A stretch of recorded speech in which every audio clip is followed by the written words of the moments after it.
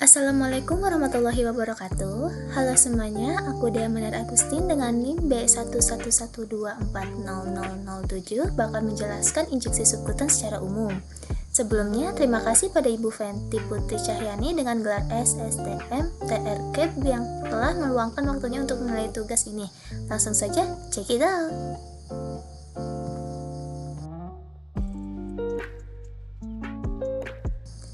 Injeksi subkutan merupakan cara memberikan obat dengan memasukkan obat ke dalam jaringan subkutan di bawah kulit dengan spuit. Pada pemakaian injeksi subkutan jangka lama, maka injeksi perlu direncanakan untuk diberikan secara rotasi pada area yang berbeda.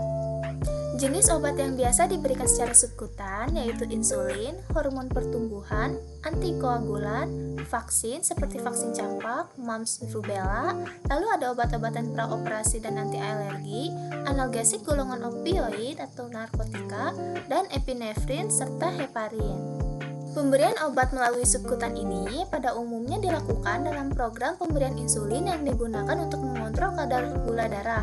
Pemberian insulin dibagi menjadi dua tipe larutan, yaitu larutan jernih atau insulin tipe reaksi cepat, dan larutan keruh atau insulin tipe lambat. Selain memasukkan sejumlah obat pada jaringan subkutan di bawah kulit untuk diabsorpsi, alasan kenapa injeksi subkutan ini dipilih adalah karena dapat menyebar dan diserap secara perlahan-lahan. Beberapa contohnya adalah injeksi pada vaksin, uji tuberkulin, dan dilakukan dalam program pemberian insulin. Tiap jaringan subkutan dapat dipakai untuk area injeksi ini, seringnya yakni area lengan atas bagian luar, paha bagian depan dan perut kecuali 5 cm sekitar umbilikus. Adapun area lain yang digunakan adalah area skapula, ventrogluteal, dan dorsogluteal.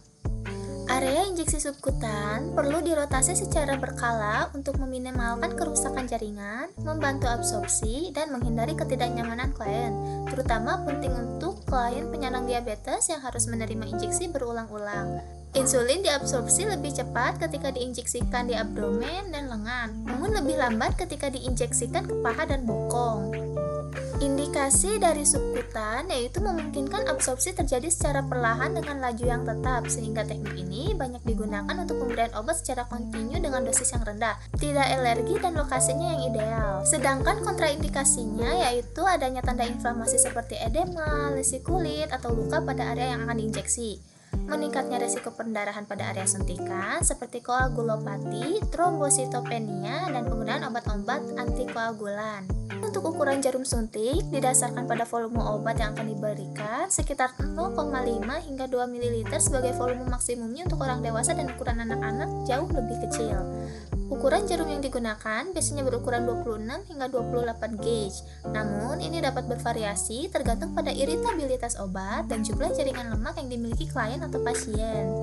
Kelebihan dari injeksi subkutan yaitu tidak diperlukannya keterampilan khusus untuk tindakan, lokasi penyuntikan yang bisa berpindah-pindah untuk obat dengan dosis multiple, efek nyeri yang lebih minimal, risiko infeksi yang lebih rendah, absorpsi obat cepat larut dalam air, dan mencegah kerusakan sekitar saluran cerna.